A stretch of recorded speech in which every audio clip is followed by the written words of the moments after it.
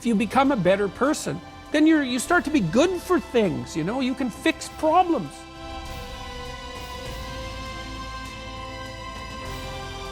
Stop doing the things that you know are wrong that you could stop doing, right? So it's a fairly limited attempt. First of all, we're not going to say that you know what the good is or what the truth is in any ultimate sense. But we will presume that there are things that you're doing that for one reason or another you know are not in your best interests. There's something about them that you just know you should stop. They're kind of self-evident to you.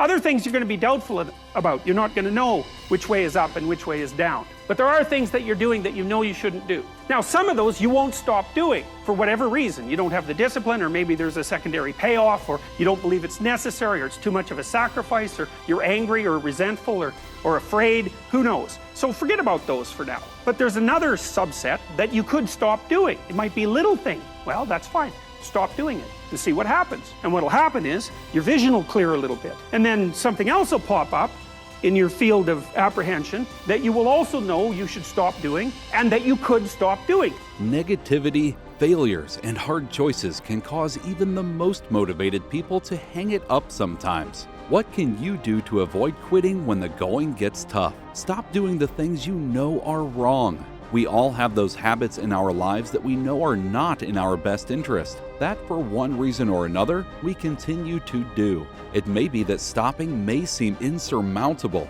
or that there is some secondary payoff. So, to start, quit something that seems small or insignificant because it's an easier sacrifice to make.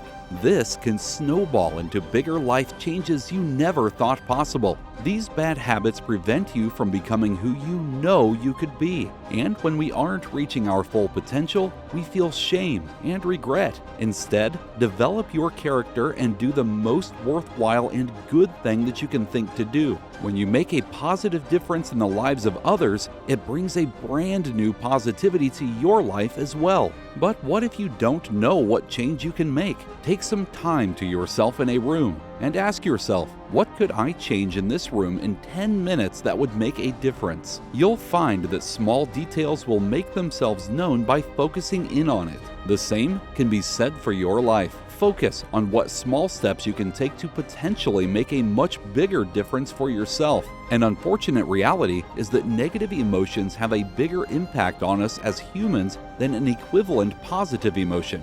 This means that we become accustomed to reacting to negativity and ignore the more positive times in our lives. Focus on your successes and learn from the mistakes so that you can motivate yourself and never let yourself give up. What you should be pursuing instead is, well, there's two things. You should be pursuing who you could be. That'd be the first thing. It's like, because you're not who you could be, and you know it. You have guilt and shame and regret, and you berate yourself for your lack of discipline and your procrastination and all your bad habits. You know perfectly well that you're not who you could be. And God only knows who you could be. And so that's how you should be that's what you should be striving for. And associated with that, you should be attempting to formulate some conception of the highest good that you can conceive of, that you can articulate. Because why not aim for that? It's like your life is short and it's troublesome, and perhaps you need to do something worthwhile with it. And if so, then you should do the most worthwhile thing, and you should figure out what that is for you. And part of that's definitely going to be to develop your character.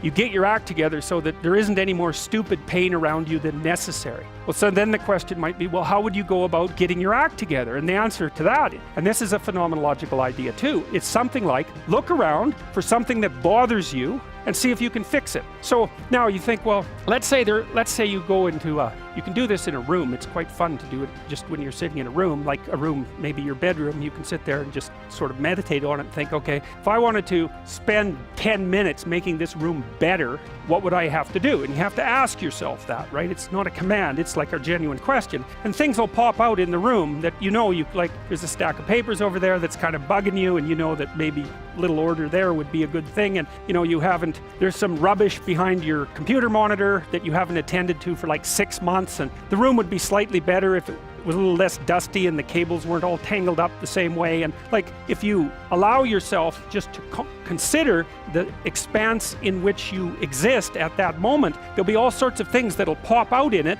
that you could just fix.